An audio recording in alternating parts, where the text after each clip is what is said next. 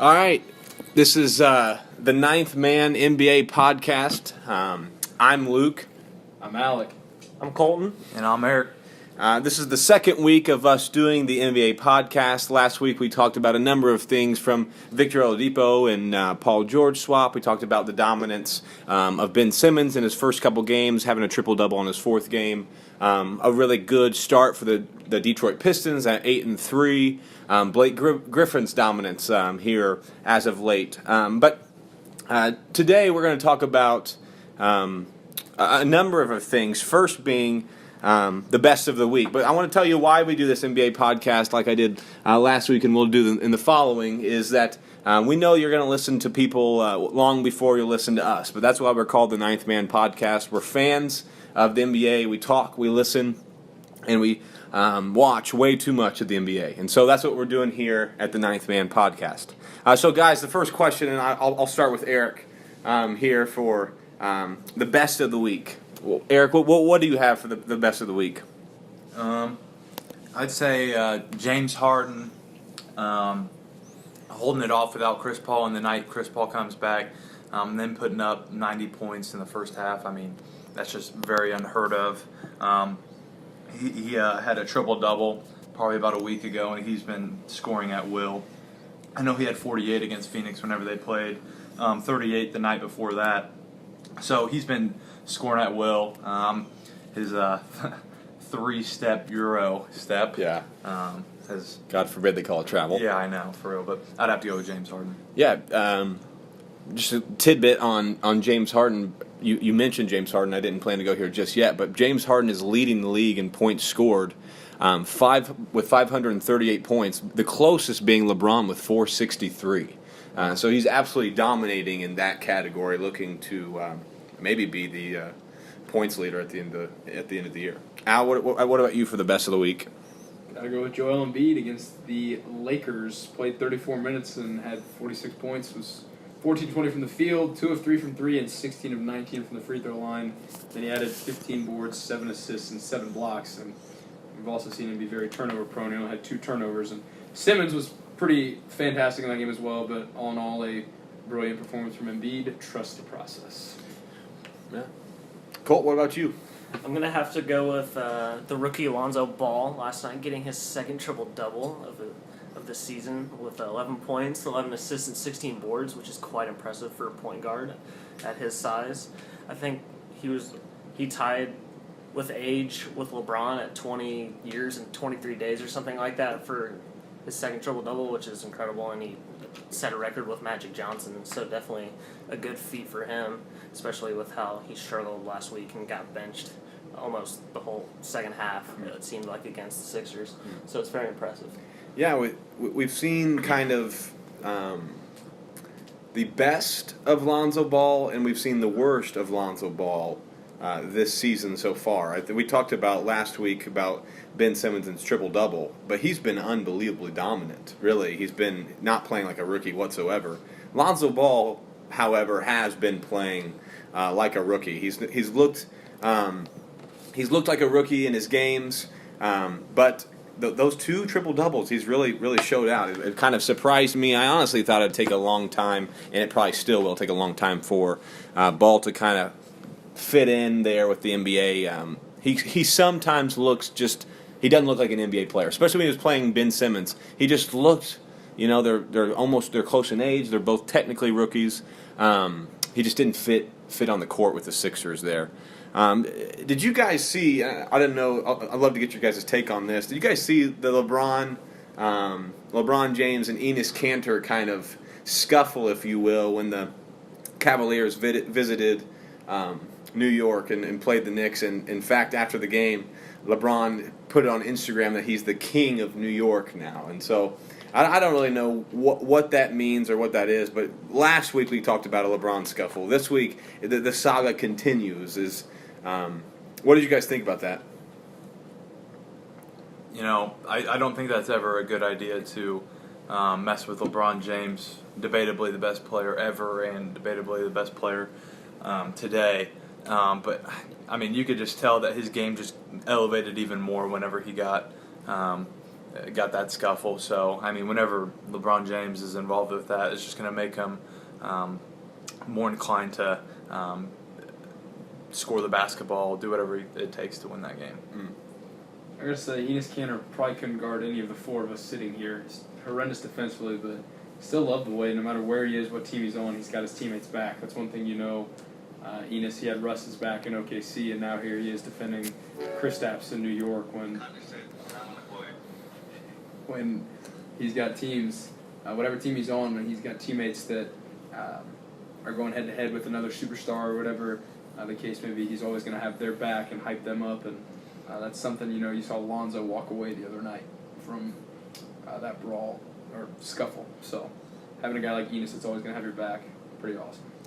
Yeah, I think they were it was close to down. They were down 18 maybe heading into the fourth, and LeBron basically just took over. So Enes called out King James as he's well known as these days, and he said, I don't care if he's a king, a princess, or a prince. I don't care what he is. He's not coming into New York without us putting up a fight. And this was LeBron's response to that claim by Cantor.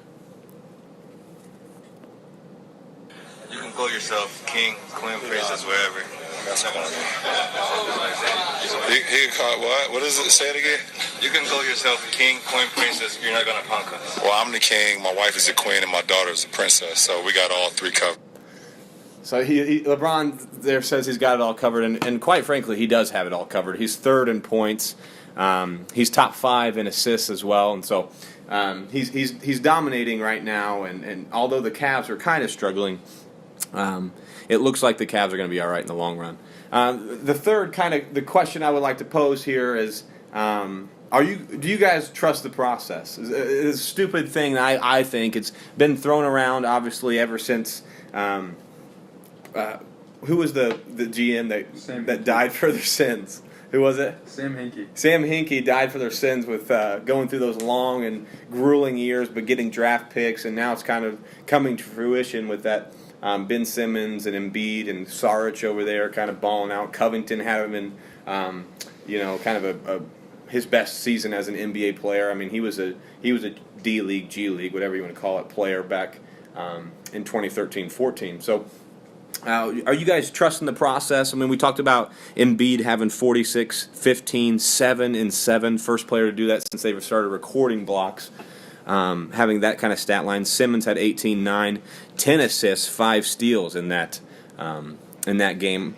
Are you guys trusting the process at this point? I mean, we debated last week, and Eric and I kind of took the side of the Sixers over the Pistons, who have kind of a better year. What do you guys think about this and their run as of late? I'm a big believer in the Sixers and in the process, and I think that if Embiid and Simmons can stay healthy, which it's especially in the case of Embiid a big if. Now there's rumors that he's got knee soreness, but if those two can stay healthy and get back, Markelle Fultz and then pieces like Covington and Saric that are the role players the teams need, they're very dangerous, and I think they're the future of the East. Colt, what would you say? I'd have to agree with that. As long as Simmons and Embiid can stay healthy. I know Embiid is on minutes restriction, I believe still. I think he will be the whole season. He's not happy with that, it seems like. But, I mean, I think they'll be dominant as long as they're healthy. And you got players like Covington, who just is about to sign a nice contract extension. 4 years, $62 million or something like that, and he's definitely elevated his game a lot, and he's still a young player. And you got players like J.J. Redick, who are good role players with them also, and a great sharpshooter. So I think they'll be fine and make the playoffs. After the Lakers game, where the Sixers kind of just dominated the Lakers, and it was kind of a duel of the rookies with Kuzma and Ball going against Simmons and Embiid. And although Kuzma and Ball don't really match up to them right now, this is what Mark Jackson had to say post-coverage of that game. He said, when talking of the process, he says, the wait is over. They are absolutely for real. And so a guy of that stature kind of noticing what's going on there in Philadelphia is kind of impressive in my eyes. Speaking of, and I know we kind of just are going to head right into this, and I think I would be shocked if we don't have a unanimous answer to this question right now. But who's your pick for Rookie of the Year and why? I mean, it has to go with Ben Simmons. I mean, thus far. I know he said he thought he's been playing better, but, I mean, he's filling up the stat sheet. Although he doesn't have that jumper, it's remarkable how many dunks he gets per game. I know some games he's getting anywhere from 5 to 10, so, I mean, Simmons has blown all the other rookies out of water, in my opinion. I think Simmons takes it also, but I still think Lonzo Ball is still going to get some love from people. I mean, but his game has to elevate a lot, I feel like, in order to even come into the question. But Simmons, I think, takes the hardware this year. Gotta go with Simmons. Yeah. I was reading an article today about that race specifically, and there's some people saying right now it's way too soon to give the trophy to Simmons, and that Ball actually has a shot at it if he continues to progress the way in which he is. I would have to disagree, really. I mean, I know it's early in the season. I mean, it's hard to give any award away 15, 16, 17 games in. But if there's ever been a lock for Rookie of the Year, it's this year. I think Ben Simmons has just absolutely dominated. I think we thought it was probably going to be a race between Simmons and Ball. Probably before the season, people were giving the nod to Ball, really, if we had to be honest about it. And I probably would have been in that camp as well. But it's got to be Simmons right now with the struggles, Ball not playing all of the fourth quarter, the last 3 games, except for the triple-double game.